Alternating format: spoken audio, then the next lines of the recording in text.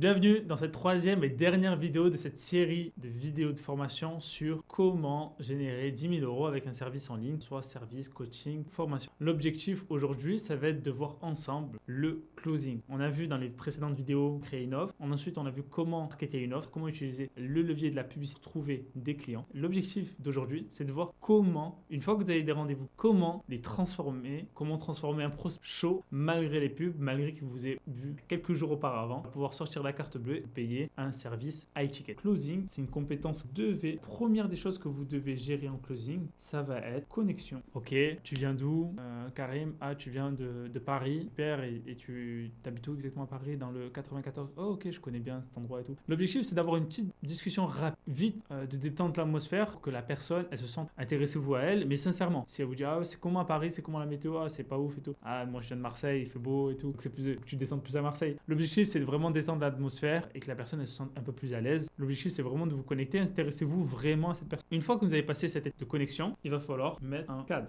C'est très important d'imposer votre cadre et que c'est vous le leader du début à la fin de votre appel. Donc vous allez dire, Karim, dans cet appel, on va voir ensemble, tu es éligible à un programme, service, je fais partie des personnes peu aider. Je vais te poser un certain nombre de questions aux personnes peu accompagnées, alors je ferai une proposition. Ça te va? L'objectif, c'est vraiment d'imposer le cadre et c'est vous qui dirigez. C'est important de diriger cette appel. Ensuite, il va avoir les phases de questions, de découverte. Donc là, il y a plusieurs questions que vous devez poser. Déjà, de savoir quelle est sa situation, quels sont les objectifs. Ensuite, il va vous dire votre objectif, par exemple, il va dire, bah voilà, moi je suis Karim, je cherche à trouver plus de clients. Tu veux combien de clients? Tu veux générer combien de chiffre d'affaires? Ensuite, vous devez savoir quelle est sa vision. Pourquoi il veut faire plus d'argent? Pourquoi elle veut perdre du poids? Pourquoi elle veut investir? Si il n'a pas de vision, si vous ne savez pas c'est quoi sa vision, très dur, final d'objection, de la reconnecter. Pourquoi elle s'est intéressée à vous? Pourquoi elle a pris cet appel déjà? Donc, ok, situation actuelle, c'est ça. Ok, mais pourquoi tu as pris cet appel? Ah, parce qu'en fait, mon objectif, c'est ça. Ok, tu veux générer plus d'argent, tu veux générer 10 000 €, mais qu'est-ce que ça va changer dans ta vie? Pourquoi tu veux? En général, les gens, quand ils vous disent 10 000 €, c'est un chiffre symbolique. En fait, au fond d'eux, si vous creusez, ils vont vous dire 20 000 €, 50 000 €, 100 000 €. C'est là qu'il faut. Pourquoi? Est-ce que c'est pour investir? Est-ce que c'est pour aider leur famille? Est-ce que parce qu'ils ont des dettes? Faut vraiment savoir, ils veulent atteindre cet objectif. Pareil pour la perte de quel ça impacte. Pareil pour toute chose, il y a toujours des raisons. Donc, s'ils sont venus là, s'ils ont pris un appel, c'est qu'ils savent, en tout cas, ils ont espoir que vous êtes la meilleure personne pour les aider. Objectif, vision. Ensuite, il faut savoir quelles sont les tentatives pour atteindre cet objectif. Qu'est-ce que la personne elle a mis en place pour atteindre cet objectif? Est-ce que, par exemple, elle a créé du contenu? Est-ce qu'elle a fait est-ce qu'elle a fait du réseautage? Pareil pour la perte de poids. Est-ce qu'elle a utilisé des régimes? Est-ce qu'elle a suivi des coachings? Est-ce qu'elle a suivi des formations? Est-ce qu'elle a suivi cours dans des salles de sport? Quelles sont les tentatives d'échec? Et vous devez pas avoir une posture au-dessus. C'est-à-dire, vous pouvez pas dire, bah ouais, c'est évident que tu as raté ça. Non, faut pas prendre les gens de haut. Faut toujours dire, ok, je comprends, c'est bien, tu as essayé ça. Mais en fait, en réalité, ça n'a pas marché pour telle et telle raison. Toujours accueillir, ils ont eu des échecs. Situation actuelle, objectif, vision. Ensuite, vous devez savoir si la personne a un devis. Ok, Karim, tu veux générer plus de chiffre d'affaires, mais dis-moi, est-ce que tu as un associé? Oui, j'ai un associé. Alors là, dès qu'il vous dit ça, vous pouvez poser quelques questions, mais vous savez que vous n'allez pas pitcher. Pour quelle raison? Parce qu'en fait, l'associé a aussi un mot à dire dans la décision, que ce soit un service ou un accompagnement ou une formation. Parce que si la personne, même si elle vous dit non, je suis le seul décisionnaire, toujours vous dire à la fin, ah ben je vais discuter avec mon associé. Toujours important, et même par exemple pour les personnes qui sont seules, c'est une bêtise, prendre du poids ou perdre du poids ou prendre la masse ou retrouver l'amour. Si la personne a une personne dans sa vie, compagnon, il faut lui demander, mais est-ce que ton compagnon a un impact sur ta décision? Certains ils vont dire oui, mais je vous conseille de quand même dire, ok super, ben alors dans ce cas, si elle a un poids sur ta décision, alors le mieux c'est qu'on se refasse un autre appel et à lui ou à elle ma méthode, mon offre, et comme ça vous pourrez prendre une décision tous ensemble. Et c'est important parce que souvent ils vont dire, ah mais je vais réfléchir, je vais en parler à mon mari ou je vais en parler à ma femme. Toujours poser cette question, est-ce qu'ils ont un compagnon de vie? Ensuite, savoir s'ils ont l'argent. Alors en France, certains ont du mal à parler d'argent. Vous pouvez désamorcer la chose en disant, en France on a du mal à parler d'argent, est-ce que toi tu es à l'aise avec de l'argent? Donc là la personne va dire oui, non. Pourquoi il faut qu'on pose des questions sur l'argent? Parce qu'ils ont de l'argent de côté. Si tu veux lancer une société, il faut de l'argent de côté, il faut investir, il faut payer des locaux, il faut payer des gens, il faut payer du matériel. Pas d'argent, trouver une solution. Ça peut pas être un service payant, un coaching payant, une option accessible, abordable. Posez la question, ok, tu as combien d'argent de côté qui permet, qui pourrait réinvestir en toi dans ta... Ça c'est très important de poser des questions sur l'argent, ne pas trop insister non plus, de moins de sentir. Alors moi j'avais une autre méthode aussi qui est de savoir, par exemple, moi je travaille avec des enfants, tu génères d'argent, combien de chiffre d'affaires? Bah, je gagne 5 000 € par mois. Sur 5 000 € par mois, tu arrives à combien de salaire? J'arrive à me sortir 2 000 € de salaire. Sur 2 000 € de salaire, tu arrives à mettre combien de... Tu arrives à épargner combien? Ah ben j'arrive à épargner que 500 € parce que j'ai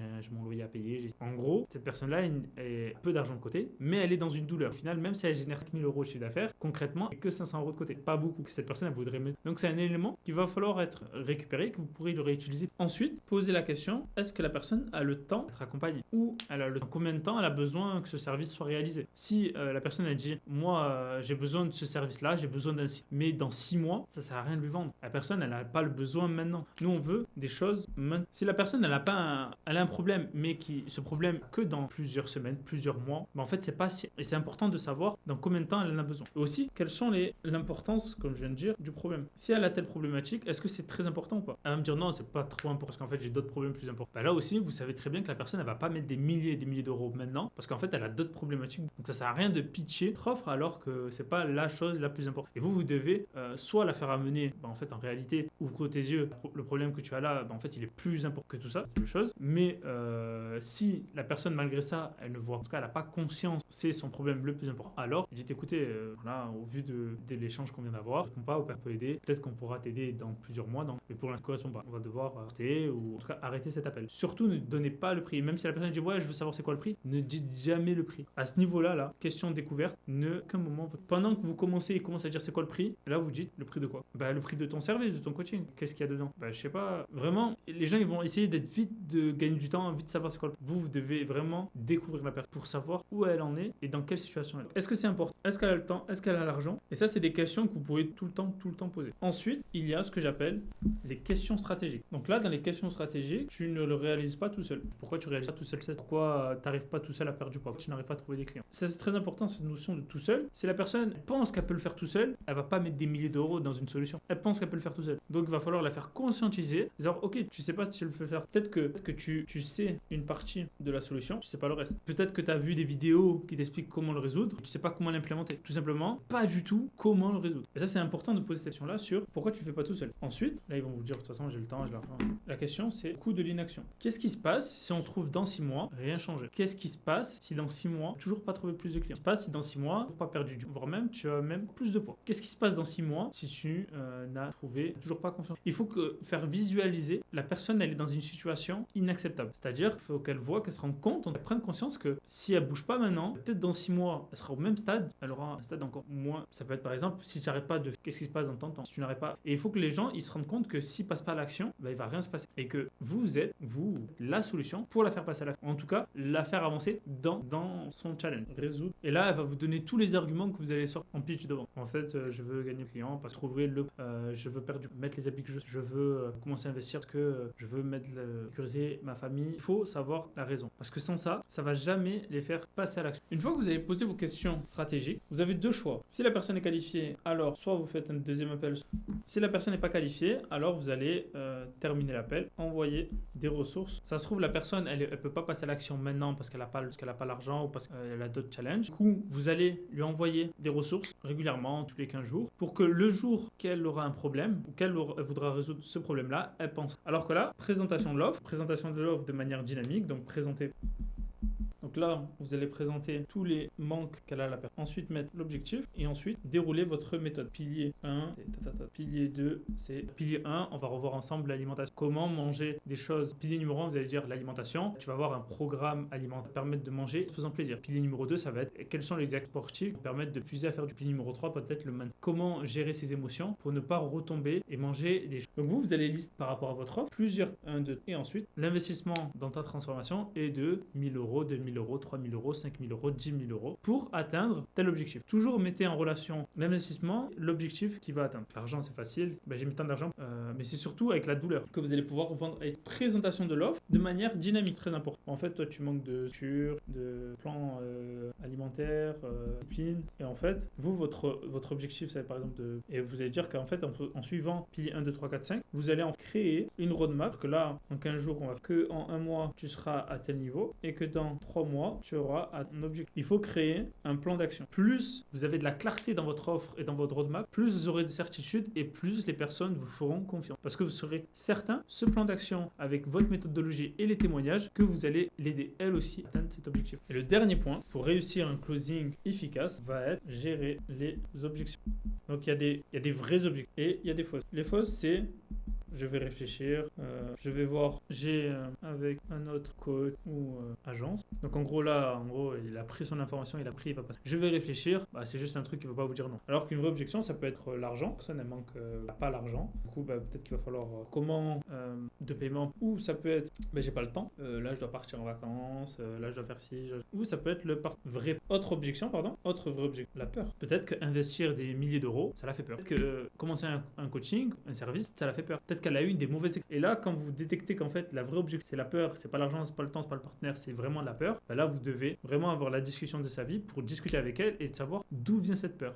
Et vous allez devoir prendre la casquette d'un coach mindset, coacher la personne. Il y a deux types de peur. Il y a la peur de l'échec et la peur du succès. Et oui, on n'y pense pas tout le temps, mais il y a des gens qui ont peur. Ah, j'ai peur de perdre trop vite du poids. Ah, j'ai peur de pas savoir gérer autant de sollicitations. Et la peur de l'échec, c'est la peur de pas atteindre les résultats, peur de pas avoir de résultats. J'ai peur de malgré ça, malgré cet accompagnement, malgré ce service-là, malgré cette formation. Et donc, vous devez les coacher. Vous devez savoir d'où vient comment remettre en question leur mode de fonctionnement et surtout leur rappeler pourquoi ils veulent faire ça, dans quel but, et vous devez les coacher. Il y a plein de personnes qui vont dire ouais, je peux pas me permettre pour ci, mais en fait, tu peux pas le faire pour tes enfants. Si tu peux pas le faire pour toi, tu peux pas le faire pour tes enfants. Vous devez vraiment les challenger. Là, vous devez avoir la discussion de leur vie, toujours variée entre and pull. Push pour repousser la personne. Je pense en vrai, c'est pas fait pour finalement. Tu n'as pas le mindset, tu n'as pas l'état d'esprit, tu n'as pas les configurations pour tirer pleinement de cet accompagnement. Ou pull, vous allez tirer vers eux, mais sans nous, tu vas pouvoir atteindre ces résultats. Il faut parfois varier votre prendre du avant de répondre. Essayez de, quand vous discutez avec la personne, de vraiment